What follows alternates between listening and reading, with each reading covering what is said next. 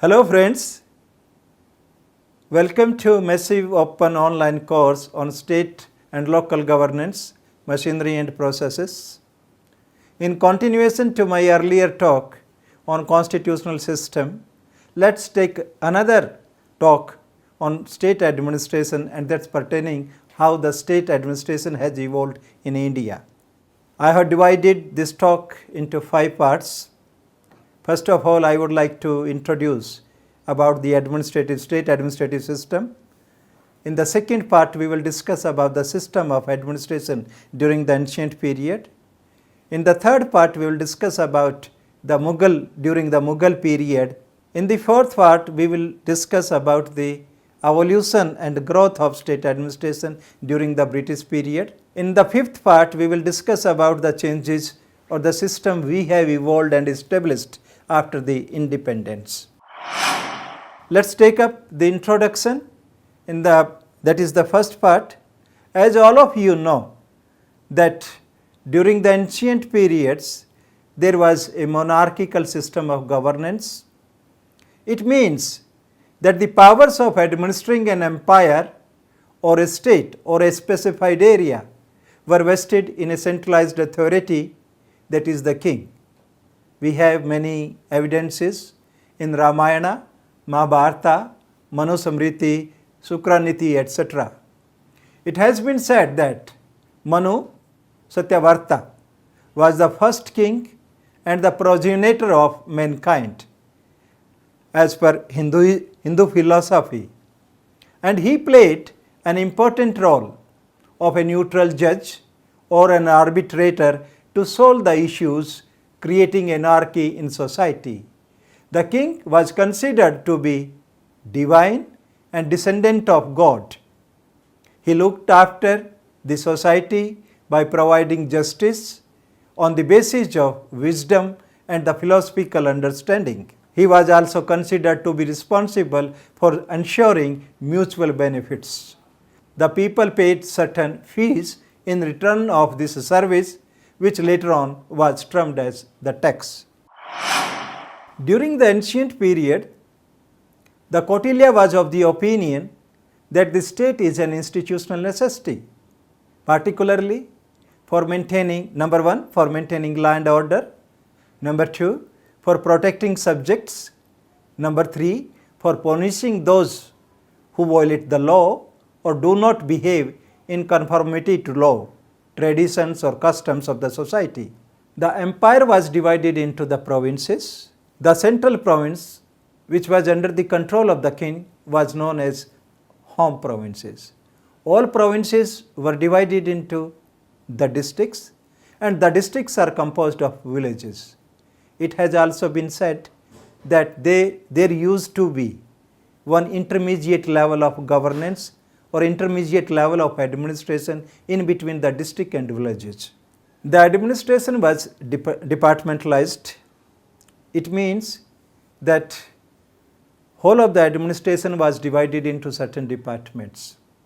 Departments were organized on the basis of the services to be delivered to the people.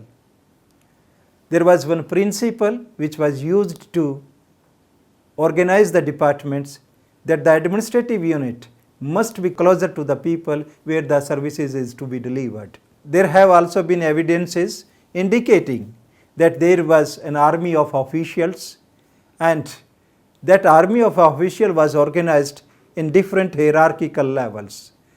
And from the Chola kingdom, there is an example that they used to keep the governmental records. The provinces were placed under the charge of a controlling officer who known as the governor or the viceroy. The governor or the viceroy was appointed by the king, and he was reporting to the king. In other words, we can say the viceroy or the governor was responsible to the king, because that is the appointing authority, and since it was a monarchical system. Let's now discuss the state administrative system during the Mughal period. During this period, the administration was highly centralized, and it was centralized in the office of the king. He was mainly responsible for maintaining law and order, for safeguarding the king's interest from internal uprising and revolt, to defend and extend the boundaries of the empire and collect revenue and taxes. The provincial or state administration was under the control of the Subedar or the governor. He was appointed by the king and was given an official insignia and an instrument of instruction. The instrument of instruction was there to define the responsibilities of the Subedar and the powers assigned to discharge those responsibilities. The provincial governor was responsible for maintaining law and order in the province.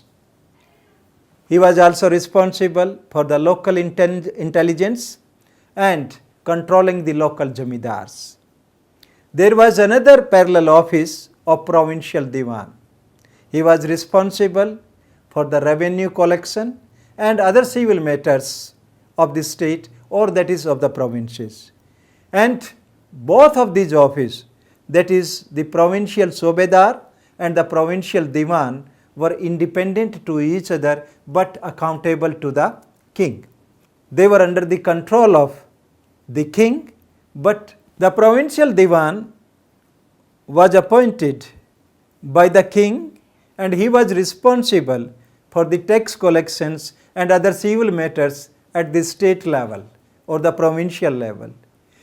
The provincial diwan was independent of the Subedar. In actual, the Subedar and the provincial diwan were independent to each other. Provincial diwan was under the control of royal diwan at the central government level, whereas the Subedar was responsible to the king directly. So this was the system of the state administration or provincial administration during the Mughal period. Let's discuss about the evolution and growth of the state administration in a very brief manner. The East India Company and the British government, although established the rule in India, but the areas under the control was under three presidencies. Initially established at Calcutta in Bengal, Madras and Bombay. In 1836, the Northwest province was set up and placed under the lieutenant governor. Thereafter, Punjab was established in 1849, similarly Awadh in 1856, Central Province in 1861, Assam in 1874, Northwest Frontier Province NWFP in 1901, United Province of Agra and Awadh in 1901, Bihar in 1912 and Sindh in 1936. Odisha was established in 1936. These provinces were placed under the governor. There were 6 chief commissioner provinces, namely British Balochistan, Delhi, Ajmer Merwada, Coorg, Andaman and Nicobar Islands and Panth Piploda. These were some of the development, but as you know that the Government of India Act 1919 and Government of India Act 1935 has strengthened the process of state administration during the British period. In the post-independence period, the evolution or reorganization of the state has taken place. How it has taken place? Let's discuss about that. First of all, I would like to share with you that at the time of independence, there were 9 provinces, namely Madras, Bombay, West Bengal, the United Province, Bihar, East Punjab, the Central Province, Assam and Odisha. And there were 5 chief commissioners provinces, Delhi, Ajmer Merwada, Coorg, Andaman and Nicobar Islands and Panth Piploda.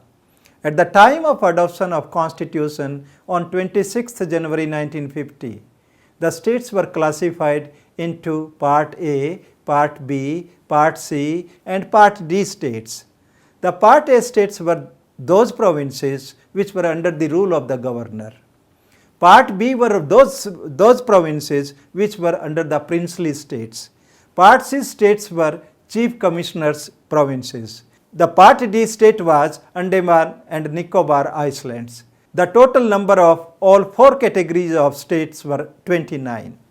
At the time when we were framing our constitution, a need was felt to reorganize these states because of historical demand and administrative convenience. The demand for the formation of state during that period before the adoption of the constitution was on linguistic basis, and it was raised before the Constituent Assembly, and as a result of that demand, a commission was constituted in June 1948. The commission was entrusted with the responsibility to reorganize the state. The commission was under the chairmanship of S. Kedar. The commission reported, I am quoting, "In forming the province, the emphasis should be primarily on administrative convenience and homogeneity of language will enter into consideration only as a matter of administrative convenience and not by its independent force." It means that language or the linguistics should not be the sole criteria or main criteria for the reorganization of states. The supporter of the formation of state on linguistic consideration disappointed with the recommendation of this commission. The Andhra Pradesh state was created in 1953 on Tamil-Telugu divide. It was despite the fact that the government was not interested to reorganize the state on linguistic consideration alone. But there was a demand to reorganize the state, and particularly keeping in view the size of the Andhra Pradesh that was divided into two states. The demand to reorganize the states on linguistic consideration continued. The Prime Minister was not in favor of linguistic based reorganization of the states, as the national integration was important at that point of time. But there was a persistence of that demand to reorganize the state. As a result of that, the government announced to constitute another commission on 29th December 1953. Fazal Ali was made as its chairman. Another member was H.N. Kunjru and K.M. Panikar. The report of this commission is popularly known as the State Reorganization Commission report. The report concluded that the national unity should be regarded as the primary consideration for redrawing the country's political units. The commission rejected the theory of one language, one state, but recognized linguistic homogeneity as an important factor conducive to administrative convenience and efficiency. It accepted the idea that the political divisions of the union or the government be redrawn, generally in accordance with the linguistic demands. It recommended for creating 16 states and 3 centrally sponsored areas. Subsequently, State Reorganization Act 1953 was passed in July 1956, which led to the passing of Constitution 7th Amendment Act 1956. The amendment amended the first schedule of the Constitution and it came into force in November 1956. The amendment created 14 states and 6 union territories instead of 16 states and 3 centrally administered areas as recommended by State Reorganization Commission report. Thereafter, the annexation of Goa, Daman and Diu in 1961 that made to pass another constitutional amendment act, that is the 12th Constitutional Amendment Act in 1962, and the process continued to set up 29 states in the country. Let us sum up this discussion. The process of the creation, addition and reorganization of states in India is determined by certain factors. First of all, we can say that it was an administrative efficiency. The second is the linguistic homogeneity, which also determines the administrative efficiency of the government. Number 3, the development needs of the society, particularly of the backward areas. These have been the compelling factors. No doubt the political consideration and the size or the area of the state has also been instrumental in creating the new states. With this deliberation, I hope you have been able to understand about the process of evolution of administration in Indian context.